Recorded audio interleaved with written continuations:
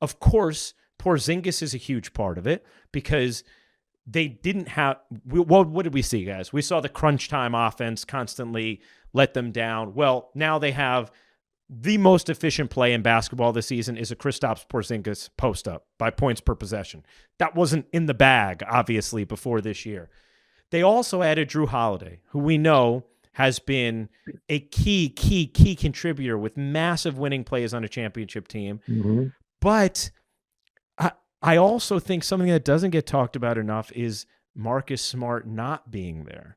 And this isn't to knock Marcus, but Marcus Smart not being there has also allowed Derrick White to flourish. Yeah. I think it's allowed Tatum and Brown also in their games and personality-wise to continue to evolve and grow. And you're seeing them, I think, as the best versions of themselves when it comes to being cogs in a team and playmaking and picking their spots and doing what the game asks of them.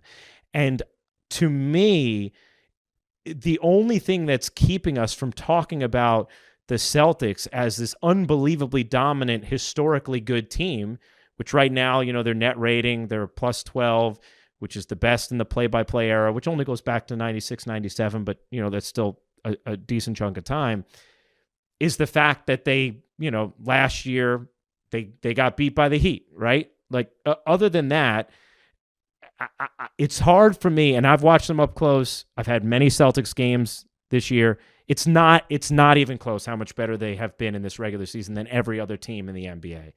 Now, you're going to give respect to Denver because we know they've done it, and we know the Murray-Jokic two-man game is the most unstoppable force at the end of a game in the NBA. But I still think people are underselling how good this Celtics team is. And if they run through the playoffs and never see a seventh game and win a title, I think we're going to look back on it and say, we were kind of assigning a previous roster's shortcomings to this. As a veteran of about 6-7 game Celtics series in the last 3 years, there's no way they're avoiding Game 7. Exasperated as I book Game 7 instead of going home. Sorry, I want to make it about myself, but I will believe that when I say I don't take any offense to what you. Hold on, but you're going to be on the West? You're going to be on the West Finals this year, right? So maybe if they can just get rid of you, they can close out a series and a little bit quicker. Seem to end up booking a last-minute flight to Boston. Oh man, Brian, you think if they're fully healthy, you think they're going to see a seventh game in an Eastern Conference series? They shouldn't, but I've seen it series after series after series. But isn't that kind of my point?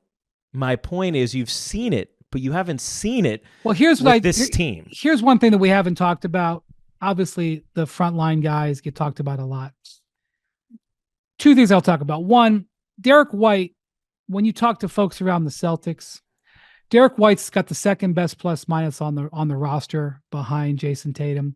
Derrick White's having a spectacular season, and he is, since the All-Star break, I don't have his numbers right in front of me, his shooting splits are like spectacular. Yeah. He already is one of the best defensive perimeter players in the league, one of the best in the league at shot blocking at a guard.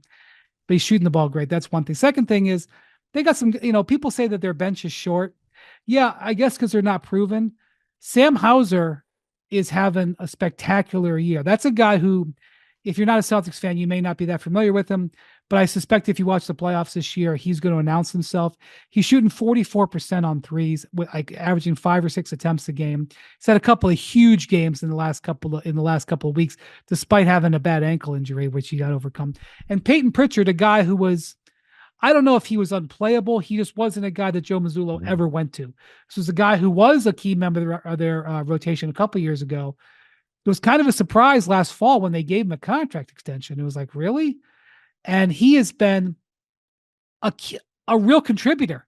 Yep. Like, he distributes the ball. He doesn't just shoot. He's shooting it okay, shooting 39%, which is obviously above average. He shot a little better earlier in his career. He was a killer shooter at Oregon in his college career.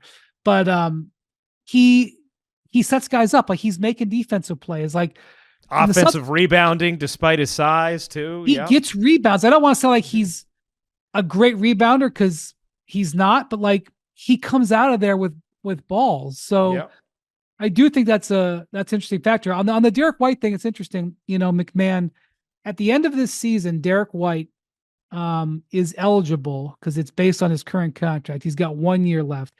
He's eligible to go for 4 years and $122 million, I think. And I've been debating with people about whether or not that would be like, I think they should absolutely get him signed. But like his quote unquote max, that's a funky word. Right. I think 4 and 122. So about 26. No, it's not right. 28 or something like that. You are so bad at math. It's a little over 30. It's over 30. It's 30.5. No, but I think Kent State, folks. No, I don't know. St. Vincent, St. Mary. Yeah, well, I was definitely not a good math student. Oh, hold on. I'm gonna Does your iPhone not have a calculator on it? It's 30. If it's 122 over 4, it's 30.5. Did you get like a rotary iPhone without a calculator? What's going on? Hold on. Anyway, okay. 4 for 122.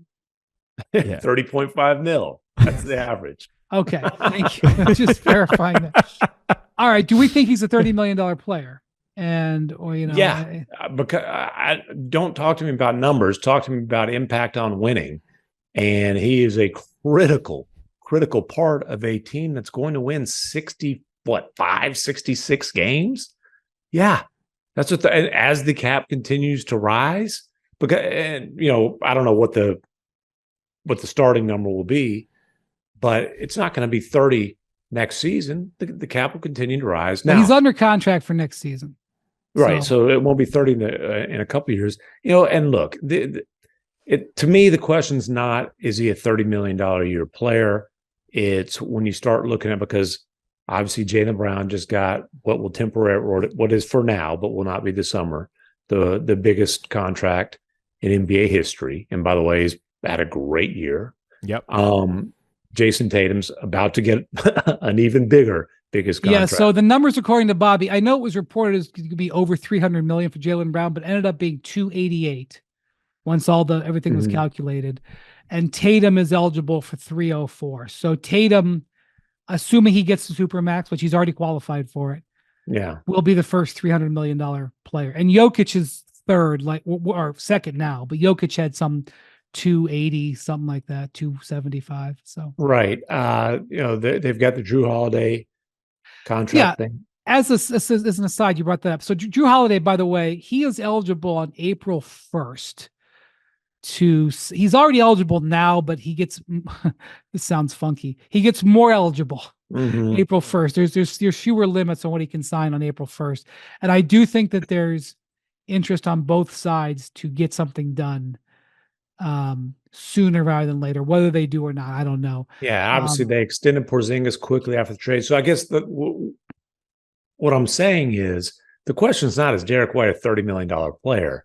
It's given the luxury tax that the Celtics are looking at pay, because he wouldn't be a $30 million player as far as their actual payroll is concerned. He'd be a 30 million times X squared GYZ whatever. Now you've player. Totally lost me.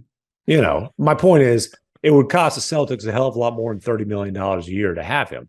So that's a Celtics ownership. How much are you willing to pay to keep what is right now the best team in the NBA together? And that's the question. Not is he impactful enough to pay 30 mil. You know what's interesting about it though, guys, too? Like we talk about his defense and like you were talking about, Brian, and it's incredible.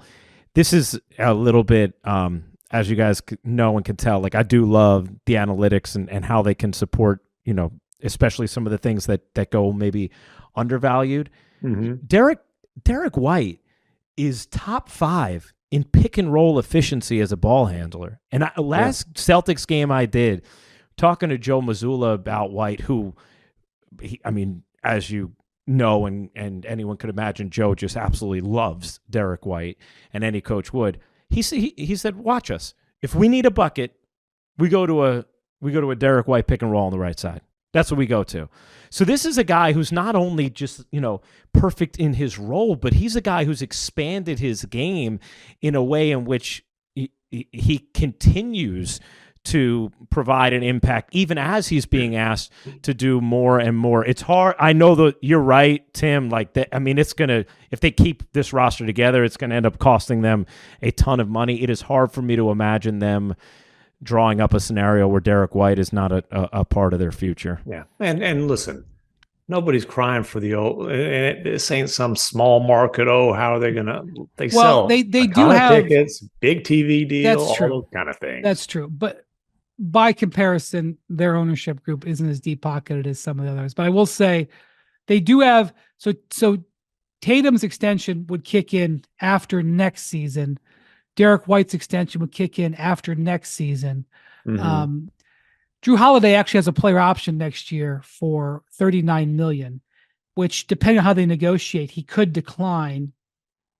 And I don't want to assume what they're going to do. My guess maybe lower that number down a little bit and then push. He's 33. Give him years. They could give him up to 4 years.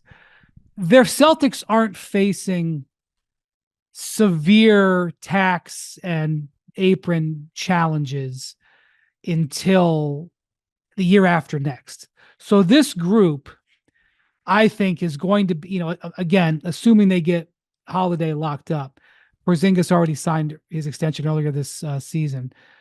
This group, I think, will largely be brought back. They already extended Payton Pritchard. Would not surprise me if they try to get something done with Sam Hauser as well. They have a window here of this season and next before they have to make what I think will be hard decisions. And then they might, ultimately there's nothing that says that they can't keep all these guys, just right. Tax penalties and apron issues. But the really good thing about the Celtics is, even though they've made some big trades to get Derrick White, to get Drew Holiday, to get Kristaps Porzingis, they haven't really super mortgaged their future. They owe a couple firsts, but they're in decent shape with first round picks. Like, they can still draft a little bit and they can still even make another trade giving first round picks. They aren't like heavily mortgaged. This is such a windy conversation though. And I love it because you are the king of looking at the NBA and you understand the business of the game so well. You understand the business of player personnel, Thank you. of running a front office. And sometimes you forget the games are fun. Let these dudes go on. Let's see if they can go on a damn championship run before you have people in Boston worrying about 2025, 26. Well, I'm not. I'm just saying, they have to make decisions on Derrick White and Drew Holiday in the next few months. What they have to do the next couple months is win a damn NBA championship. All right. Well, you can watch the Boston Celtics a lot on ESPN in the next few weeks, and Ryan Ruocco will be on the call. But we're getting late here. We're getting late. But no, you started this talking about the pressure on them because they haven't done it. But you get enough at bats, you're going to hit a home run. If you've got a big swing. And you look at like Tatum and LeBron. Now you're talking about the Yankees. Right. LeBron and JJ Redick on their podcast brought this up. Tatum's 26 years old, has played in 4 conference finals, and one of those times got to the finals. When a guy is going that far consistently, and it's not just, look, obviously he got to a team that was ready to contend right away, but he's been a featured attraction from his rookie year on, a huge part of those teams. When a guy is going that deep in the playoffs year after year after year after year, and they've got the supporting cast around them, they've upgraded, they're going to break through eventually, and there's going to be a ton of pressure until they do. And then, nowhere is it written that they must break through. I'm on